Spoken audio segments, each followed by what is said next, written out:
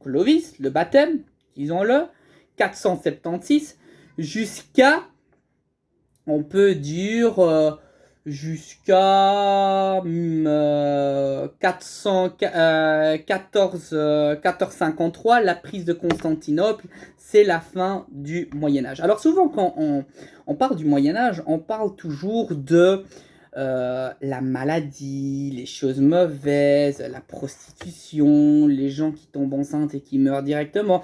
Mais soyons honnêtes, on a fait aussi des bonnes choses. On a construit des milliers d'églises, soyons honnêtes. On avait les corporations qui étaient quand même pas mal. J'y reviendrai dans une autre vidéo. On a eu des cathédrales qui sont extraordinaires, orientées est-ouest, avec des symboles alchimiques, avec des vitraux extraordinaires, avec une technique qui est quand même au-delà, avec des arcs-boutons, avec une main d'œuvre qui va au-delà, qui vient, je pense, un tout petit peu de l'Orient et des mosquées, mon avis personnel.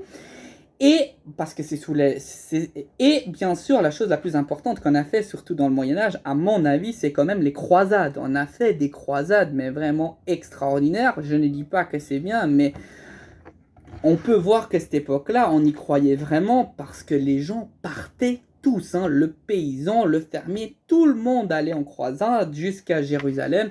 Et c'était quand même quelque chose de extraordinaire. Je vois que dans le temps, je suis déjà assez avancé, donc je vais essayer d'avancer un tout petit peu plus vite. Sous les croisades qu'on va faire pendant 200 ans, on va parfois avoir la Terre Sainte, parfois pas, pour délivrer le tombeau de Jérusalem, le tombeau de Christ qui se trouvait à Jérusalem. Nous allons, alors très important, nous allons faire quelque chose de très important. Nous allons créer les moines soldats, qui sont les Templiers, qui vont essayer d'aider les pèlerins qui vont sauver le tombeau de Jésus. Ils vont essayer de les protéger. C'est surtout ça. On va essayer de protéger ces gens-là. Donc, du coup, pas une mince affaire. Hein. Donc, ce qui se passe, c'est que ces Templiers, surtout qu'on est avec Jacques de Molay, après les croisades, donc on est dans le XIVe siècle, on va plus les vénérer, on va encore les vénérer, mais on ne comprend plus vraiment pourquoi ils sont importants parce qu'il n'y a plus de croisades. Et Philippe le Bel manque d'argent et il sait que ses Templiers sont énormément riches, mais il bute sur un grand problème. Quel est le problème? Les Templiers sont liés avec le pape. Donc qu'est-ce qu'il fait? À mon avis de nouveau, il va poisonner, donc il va empoisonner ce pape, il va mettre un pape François qui s'appelle Clément V, il va inventer toute une administration en toutes pièces pour dire que ces Templiers étaient des erratiques, et donc du coup qui crachaient sur la croix et qui se sodomisaient entre eux. Donc du coup, va jouer sur ça, va tous les arrêter, va faire des aveux sous la torture, on la connaît tous cette histoire. Finalement, ils vont être brûlés sur l'île du Vergalon, où ce que vous avez le pont Henri IV est très impressionnant, quand même Henri IV était un protestant. Les Iratiques, juste en dessous, se font brûler les Templiers. Et comment s'appelait ce pont avant? Il s'appelait l'île aux Juifs, parce qu'on brûlait aussi des Juifs. N'oubliez pas que sous les croisades, on a des témoignages sur ça, qu'on brûlait de temps en temps un Juif devant la cathédrale de Notre-Dame pour bon présage quand on arrive à Jérusalem, chez la terre, on pourrait dire, des Juifs, parce que vous savez que les Juifs, les musulmans et les catholiques sont trois tendances différentes. Je m'explique, ils ne pourraient jamais être dans la fraternité. Je m'explique pourquoi.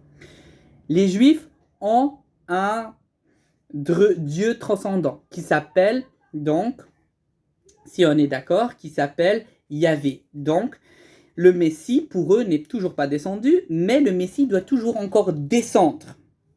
Point. Mais ils ont un Dieu.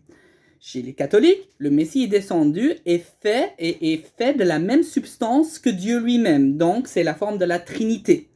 Et chez les Mahoméens, on peut les appeler comme ça, chez les musulmans, c'est que ce Dieu ne va jamais descendre sur terre parce que Dieu est tellement transcendant qu'il ne peut pas venir en être humain, mais ils ont un messager qui s'appelle Mahomet, qui a eu la directive de l'ange Gabriel, qui lui a donné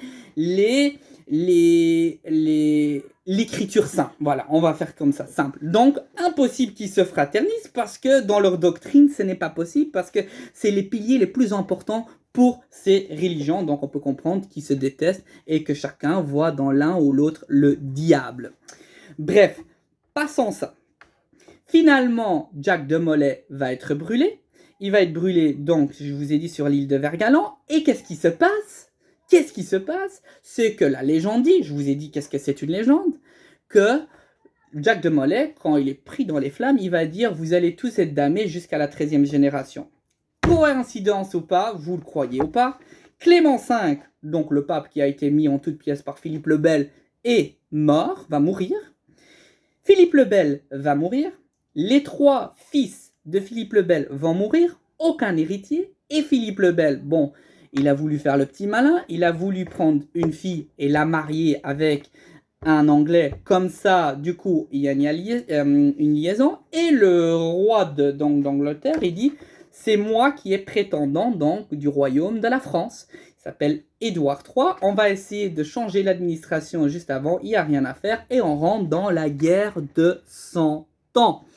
La guerre de 100 ans qui dure en fait 116 ans, qui est une guerre catastrophique pour la France, sur le plan économique, sur le plan politique, c'est la catastrophe en France. Finalement, qu'est-ce qui va se passer?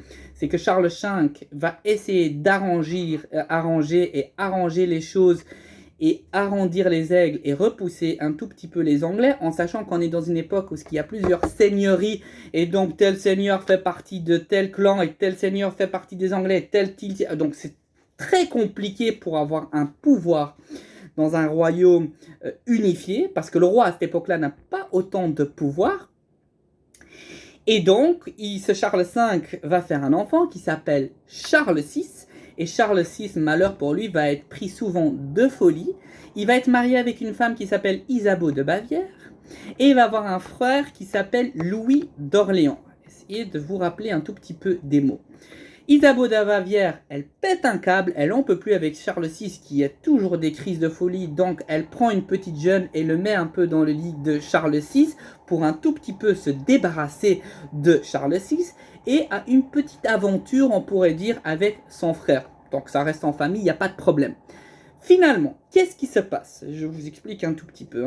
Le duc de Bourgogne, qui est allié avec les Anglais, qui fait partie du royaume de France, va tuer ce Louis d'Orléans. Je vous explique pourquoi il va tuer le Louis d'Orléans. Tout simplement, il sait que Charles VI est pris de folie. Il sait que quand Charles VI est pris de folie, c'est que Louis d'Orléans règne sur le territoire. Donc c'est le seul qui est très important qu'il faut essayer de liquider. Donc il liquide ce frère qui se trouvait juste à côté de Notre-Dame. C'est là où on l'a liquidé. Ça a été fait dans un massacre pas possible. Vous savez, dans le Moyen-Âge, ils étaient très bons dans coup d'âge, coup de massacre total.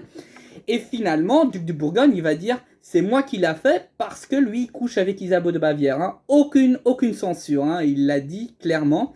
Charles VI, qui est pris de folie, va signer un traité avec les Anglais. Charles VII, le malheureux d'enfant, va se trouver je ne sais pas où, il va être que le roi de Bourgogne. Et on va faire un sacre à Paris, le sacre de Henri VI. Hyper important parce que c'est pas un vrai sacre, parce que le vrai sacre doit être fait à Reims. Bref, on sacre le roi. Le seul sacre qu'il y a eu, c'est celui-là aussi de Napoléon. Par contre, entre parenthèses, à Paris. Finalement, Charles VII se trouve tout seul en Bourgogne. Mais ce n'est pas tout. Dans ce contexte politique, on est dans le XIVe siècle, siècle abominable avec aussi un peu la peste, des maladies, plein de trucs qui vont pas. On a une certaine Jeanne d'Arc qui se trouve dans une ville qui s'appelle Domremy, qui est extraordinaire, qui entend des voix, la voix de Saint-Michel, Sainte-Catherine et Sainte-Marguerite. N'oubliez pas que Sainte-Catherine et Sainte-Marguerite sont 2 saintes qui ont été brûlées aussi sur le bûcher, si vous ne le savez pas. Et donc, c'est très curieux. Donc, cette fille-là, à 17 ans, va prendre les armes et va voir le roi par le duc d'Orléans. Par le duc de Lorraine, excuse-moi. Alors, je sais pas si vous avez pensé une paysanne qui s'est galopée, qui a même une fois fait un duel contre un cousin de Charles VII et l'a battu au joutes et qui n'a jamais touché à quoi que ce soit. Donc ce que je veux faire, c'est essayer de vous donner une thèse. L'histoire de Jeanne d'Arc, vous pouvez trouver sur l'histoire, sur Stéphane Bern et tous ces genres de choses. Vous pouvez trouver ça vous-même. Donc j'explique ce qui s'est passé. Tout simplement. Vous vous rappelez le frère Louis d'Orléans qui a eu une histoire avec Isabeau de Bavière? Eh bien, cette Isabeau de Bavière a eu un jumeau. Il y avait un garçon et une fille. Le garçon est mort. Il s'appelle Philippe. On ne pouvait pas le dire à le roi Charles VI parce que c'était son frère et donc du coup ça aurait été la catastrophe. Il y a une fille qui a survécu. Cette fille a été amenée à Domremy dans une famille banale hein, qui s'appelait la famille d'Arc. C'est pour ça qu'elle s'appelle Jeanne d'Arc et ce n'est pas la fille de la famille d'Arc. Avec quelqu'un qui devait élever leur enfant qui s'appelait une Colette. Très important parce qu'elle est liée avec la famille d'Orléans. Donc Louis d'Orléans, il se connaissait très bien. Pourquoi pas? Ce qui se passe, c'est qu'elle va être éduquée par la cour. Finalement, le duc de Lorraine, c'est tout à fait normal qu'elle connaissait des gens très importants parce que le duc de Lorraine avait un lien aussi avec Louis d'Orléans. Duc de Lorraine va la ramener chez le roi, elle va reconnaître le roi tout simplement parce qu'elle est éduquée à ça et son roi pourrait être son demi-frère. Elle va voir le roi, elle va se diriger vers lui, le roi il va s'habiller comme tout le monde et donc du coup il va pas être habillé comme roi et elle va dire c'est lui le roi. Elle va voir le roi et elle va lui dire deux choses. On n'est pas sûr des choses, mais je vous donne une thèse. La première, c'est de dire que c'est lui le vrai roi. C'est-à-dire en sachant que Isabeau de Bavière a fait tout et n'importe quoi avec plusieurs amants, que lui, c'est le roi légitime. Et le deuxième, qu'elle sait où se trouve le Graal. Ce qu'elle va faire, c'est qu'elle va prendre donc le siège d'Orléans. C'est extraordinaire, une petite fille pucelle de 17 ans qui va galoper et qui va se trouver à côté des maréchals et qui va donner l'ordre à attaquer plusieurs trucs. Elle va occuper Bourges, la Bourgogne. Elle va faire le sacre de Charles VII à Reims pour qu'il soit le roi divin, parce que c'est très important, comme je vous ai dit. Et donc, du coup, le roi va dire c'est bon, t'as fait ton affaire, mais Jeanne d'Arc, c'est une furieuse, elle continue, elle va se faire arrêter par les Bourguignons, les Bourguignons vont l'offrir à les Anglais, et maintenant, qu'est-ce qu'on fait? On a une sainte, est-ce qu'on la tue? S'il la tue, elle devient une martyre, qu'est-ce qu'on fait? La procédure, je crois qu'elle a duré 2-3 ans avant qu'on a fait ce qu'il fallait faire avec cette Jeanne d'Arc. Et on n'a jamais su si Jeanne d'Arc a été vraiment morte sur le bûcher parce qu'on a découvert qu'elle avait un voile sur la tête. Donc du coup, certains disent que ça aurait été, l'aurait changé avec une prostituée, l'aurait mis cette prostituée sur le bûcher parce qu'en sachant qu'à cette époque-là, on ne mettait pas des voiles sur la tête. Pourquoi on l'a fait à ce moment-là? Bref, elle était vue comme hérétique parce qu'elle avait fait des choses de la sorcellerie. Qui l'a condamnée, c'est l'université de Paris. C'était ceux qui s'occupaient de l'église. Si je ne me trompe pas, c'est les dominicains qui étaient hyper sévères. Et donc, du coup, finalement, elle passe au bûcher. Et après, la légende dit qu'elle va se retrouver 10 ans plus tard. Et elle revient de nouveau dans sa terre. Donc, c'est une histoire extraordinaire. Et ce n'est pas tout. On a trouvé encore une autre source. On a trouvé une certaine Yolande d'Arago qui était mariée avec le duc d'Anjou. Donc le duc d'Anjou était très important parce qu'il avait le roi de Sicile, c'était le roi de Naples, c'était le roi de Jérusalem. Il avait plusieurs territoires partout en France et l'ennemi pour lui, numéro 1, était les Anglais. Donc on dit que la Yolande d'Arago qui avait un lien avec ce Louis d'Orléans qui a financé toute cette campagne, et ça c'est des histoires bien sûr sous la terre. Deuxième chose, on a aussi trouvé que les franciscains ont financé aussi le coup. C'est-à-dire que comme les franciscains détestaient les dominicains, et c'était les dominicains qui jugeaient sur truc, et ils détestaient aussi les Anglais, eux aussi. Donc du coup, l'affaire est toujours encore ouverte. Et donc aujourd'hui, on sait que c'était qu'en 1920, hein, je crois, qu'elle est vue comme protectrice ou sainte de la France. Et aujourd'hui, on sait très bien que plusieurs partis politiques essayent de s'identifier, comme on sait, l'extrême droite qui essayait de s'identifier à Jeanne d'Arc dans une époque où on n'avait même pas encore découvert l'Afrique et pas beaucoup de Noirs, je crois, dans notre royaume. Bref, je passe ce délire-là, mais voilà quoi. Voilà, c'était l'histoire. Je crois que j'ai fait une vidéo de 50 minutes et on va s'arrêter là.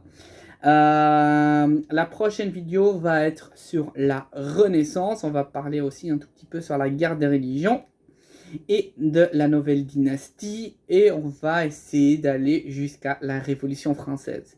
N'hésitez pas de mettre le pouce vers le haut si vous avez adhéré à ma vidéo. C'était la vidéo Histoire de la France numéro 2. Il y aura 5 vidéos sur ce sujet. Et n'hésitez pas, si vous avez le temps, de la partager. Je vous souhaite en tout cas une très bonne après-midi et à bientôt.